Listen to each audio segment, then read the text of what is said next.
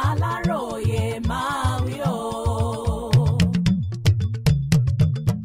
Àwọn ọmọ ẹgbẹ́ awakọ̀ gbéná wojú ara wọn lọ́sùn, èyí ló ń tó fà á.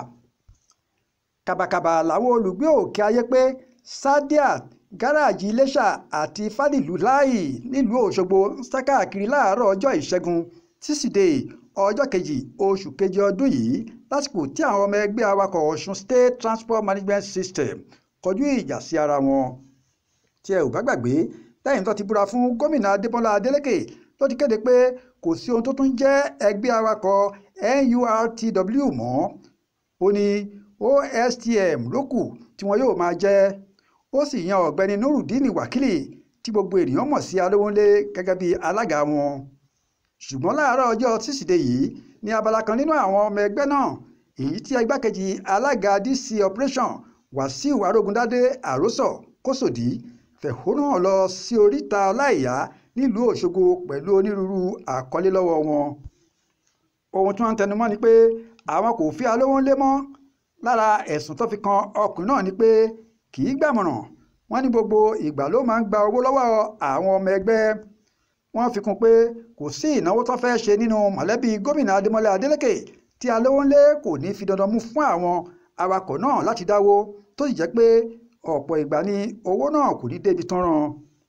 Bákan náà ni wọ́n tún fi ẹ̀sùn kan Alówónlé pé kì í kówó tíkẹ́ẹ̀tì tíjọba fún ẹgbẹ́ pé kí wọ́n máa já fáwọn awakọ̀ fúnjọba, bẹ́ẹ̀ ló sì máa ń dúnkòokò mọ́ ẹ̀mí ẹnikẹ́ni tó bá fẹ́ gbó lẹ́nu. Bí wọ́n ṣe kúrò lóríta Ọláìyá náà forí lé ilé ẹgbẹ́ tó wà ní Sadiat nítòsí gáréèjì Iléṣà, ṣùgbọ́n kò pẹ́ tán débẹ̀ la gbọ́ pé ọmọlẹ́yìn Alówónlé dé tí ọ̀rọ̀ sì di iṣu atayanyan níbẹ̀.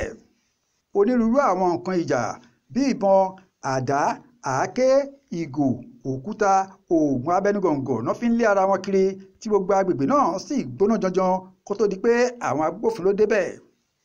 Nínú ọ̀rọ̀ tirẹ̀, Nurudeen Wakili ṣàlàyé pé òun kò mọ̀ pé àwọn Àrósọ ti dàgbòrò rú àfi bí àwọn kan ṣe déédéé fi mọ́tò búlọ́ọ̀kù òun mọ́lẹ̀ tí wọ́n sì bẹ̀rẹ̀ sí ṣá òun ládàá tí wọ́n gún òun nígò. Ó ní pàtàkì nǹkan tó bí Àrósọ nínú ni bí ìjọba Adélékè ṣe fagilé NURTW lọ́sùn, nítorí ohun tó sọ fún òun ni pé òun kò lè ṣe ohunkóhun tó lè tako ìdásílẹ̀ ìjọba tó wà lóde. Ọkùnrin yìí ní irọ́ pátápátá ní gbogbo ẹ̀sùn tí àwọn ènìyàn fi kan òun, nítorí kò ṣeé ṣe fún òun láti máa gba owó lọ́wọ́ àwọn ọmọ ẹgbẹ́ tí wọ́n lé ní ẹgbẹ̀rún mẹ́wàá fún ìdílé Adélékè tí kò sí lára àwọn. Alówónlé fi kún ọ̀rọ̀ rẹ̀ pé kò sígbà kankan tíjọba kó tíkẹ́ẹ̀tì tó tó mílíọ̀nù lọ́nà ẹ̀ẹ́dẹ́gbẹ̀ta fún òun rí, àti pé ọ̀rọ̀ dídá owó tíkẹ́ẹ̀tì padà kò fìgbà kankan dá ìkùnsínú sílẹ̀ láàrin àwọn àtijọba ìpínlẹ̀ Ọ̀ṣun. Bákan náà ni akọ̀wé ẹgbẹ́ OSTMS nípínlẹ̀ Ọ̀ṣun Michael Pópóọlá sọ pé òpùrọ́ làwọn tí Àrósọ ń kó káàkiri. Ó ní àwọn ti fìgbà kan sọ fún un pé kó lọ rọ́kúnlé kó tó di pé àwọn tún gbà á padà. Pópóọlá ṣàlàyé pé nígbà tí àwọn tó ń fẹ̀hónú hàn dé olú ilé ẹgbẹ́ náà ní ọjọ́ tísídẹ̀ẹ́, wọ́n kó owó tó lé ní mílíọ̀nù 6 náírà, wọ́n mú fóònù kan, wọ́n sì mú kọ́kọ́rọ́ mọ́tò ẹnìkan. Gbogbo eléyìí làwọn ti fi tó àwọn ọlọ́pàá létí. Ó ní kò sígbà kankan tí Alówónlé kọ ìmọ̀ràn tí àwọn bá fún un rí, bẹ́ẹ̀ ni kò gba owó lọ́wọ́ ẹnikẹ́ni yàtọ̀ sí àwọn owó tó wà nínú òfin ẹgbẹ́. Pópóọlá fi kún ọ̀rọ̀ rẹ̀ pé ọwọ́ ti tẹ ọ̀kan lára àwọn tó ṣèkọlù sí Alówónlé, àwọn sì ti fà á lé àwọn agbófinró lọ́wọ́.